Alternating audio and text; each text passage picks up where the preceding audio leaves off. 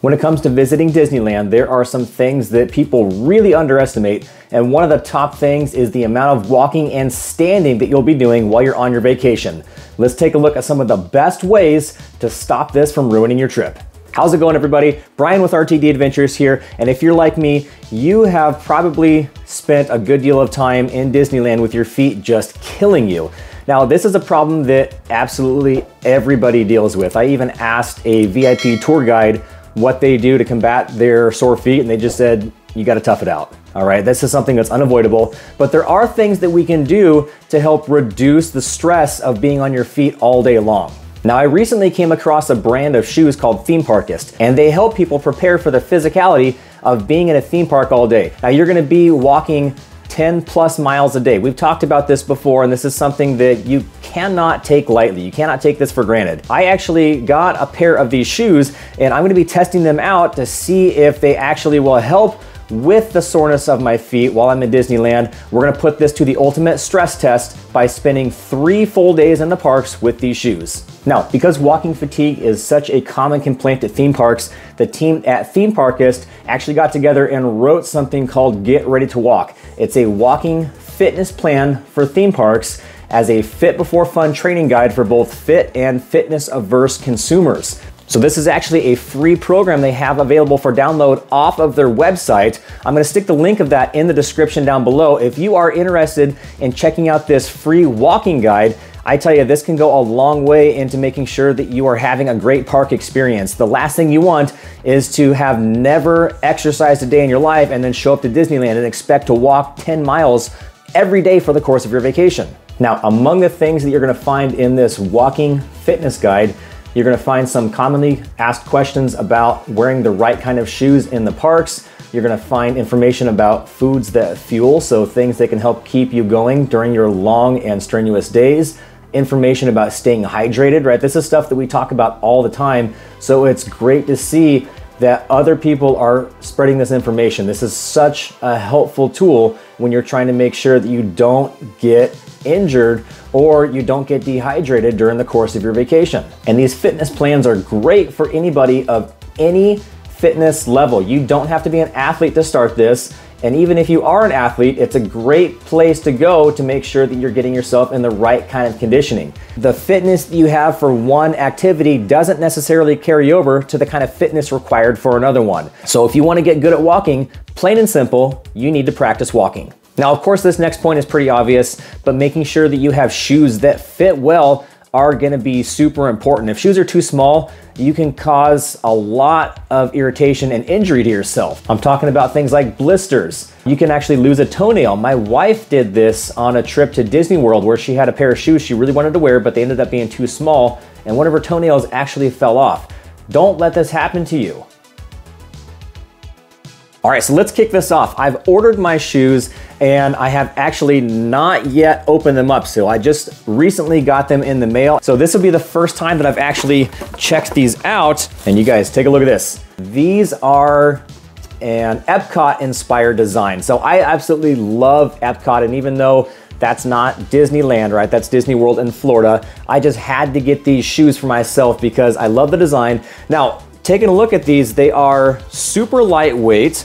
They seem to be a pretty good quality build of the shoe, but one thing that you have to remember when you are getting a new pair of shoes is you don't want to wear them in the parks when they are brand new. You have to break these in. So I'm going to try these on and I'm going to start getting to work.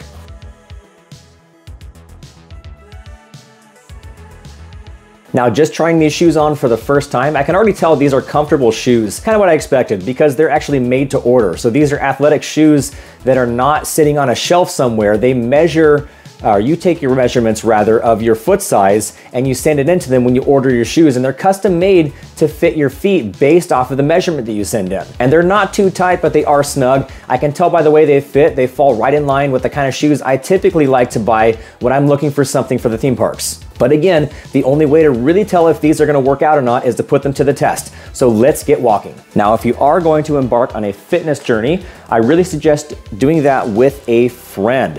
especially if you're going to be going with a group of people to the theme parks. You want to be walking with those people so that everybody is used to the strain of walking. But having somebody that can help you stick with the plan is always going to be more beneficial and make it more likely that you'll be able to accomplish your goals. And if you don't have a human friend to help you with your walking, you can always go with man's best friend. Here's my walking partner.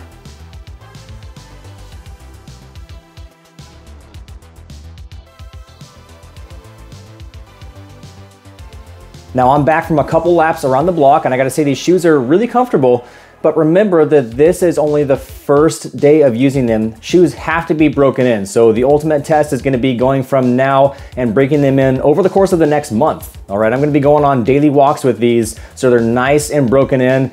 For when I get to the park, I don't want these shoes to be stiff and rigid and not broken in. That's gonna cause blisters, that's gonna cause unnecessary swelling with your feet. So again, make sure that you're really taking care of those feet and making sure that you are breaking those shoes in ahead of time.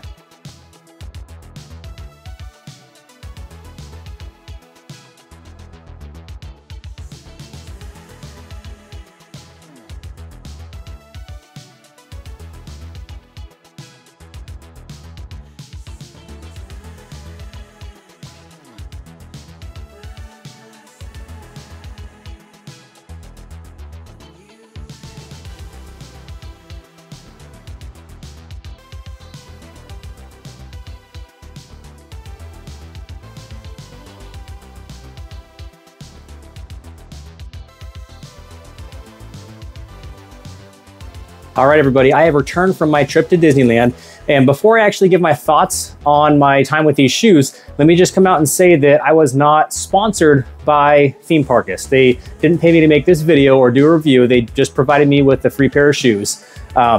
So beforehand, when I did the testing of the shoes before I actually went to the parks, when I was doing the just breaking the shoes in, I was a little bit skeptical at first. I mean, they were comfortable, but they did feel a little bit tight, and that worried me until I made the smart decision to just loosen up the laces. That fixed all the problems. So do make sure that you're not skipping over something easy like that. But once I got the laces adjusted, they were getting more and more comfortable as I broke them in. And after 3 full days at the park, plus 2 days of travel. So we spent the first day traveling, we spent some time in downtown Disney, we did a full day at Disneyland, then California Adventure, then Disneyland again, then another full day of travel. So 5 total days of wearing just the shoes, and I couldn't have been more pleased with them. Honestly, these shoes right here, I have never had my feet be more comfortable at the end of a trip. And I was surprised. I figured they just looked cool, and my preconceived notions before I actually tried them out, I thought they would be just like any other pair of shoes. These were better. Quite honestly, they were better. Not to say that those other shoes aren't still good pairs of shoes, but my feet were significantly less sore. You know, typically at the end of each day, my feet are just absolutely killing me. I didn't really start having problems till the end of the 3rd day. And that's a pretty big improvement over what I'm used to. Obviously, these shoes are gonna be a huge recommend from me. I was really blown away by the quality of the shoes. It seems like they've held up really, really well, ultra comfortable. Price-wise, they're very comparable to other quality walking shoes that you would get out there. So if this is something that you folks are actually interested in getting for yourself, if you would like to get a pair of these Theme Parkist shoes for your next adventure, here's what you need to do. First, you need to print off the shoe size measuring guide from their website. This is available in their walking plan guide or just off of the website itself. Print off the measuring guide, make sure that it has been printed at the correct size, measure your foot with the socks that you plan to wear while you're wearing the shoes, and as recommended by Theme Parkist, if you're planning to use the shoes for walking at a theme park, they recommend you purchase the next size up to accommodate additional foot swelling. And foot swelling is really something that a lot of people don't talk about. If you have a pair of shoes that fits perfectly, when you walk a lot and your feet swell, the shoes might not fit you as well as they once did. So having shoes with a little bit more wiggle room, especially in the toes, this is where that's necessary, that's gonna save you from all those aforementioned injuries. They have generously given us a coupon code so you can get 10% off of your next order with the coupon code RTD Adventures 10.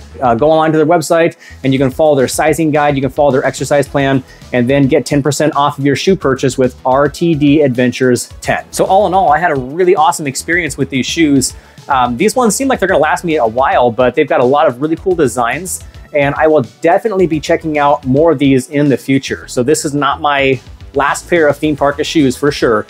These would be my go-tos from here on out. They were that comfortable, and I was that impressed with them that I feel comfortable recommending these as my favorite shoe now for a theme park experience. That'll do it for my review here on Theme Parkist shoes. Hopefully you guys got some good benefit out of learning about these pair of shoes here, but I wanna know, are you planning on trying a pair out for yourself? If so, don't forget to use that coupon code, but leave me a comment down below and tell me about your shoe experiences in the park. What are your favorite go-to pair of shoes, and what are some disasters you've come across wearing the wrong pair of shoes? Let's start a conversation in the comment section down below. Don't forget to like, share, and subscribe, and as always, thanks for watching.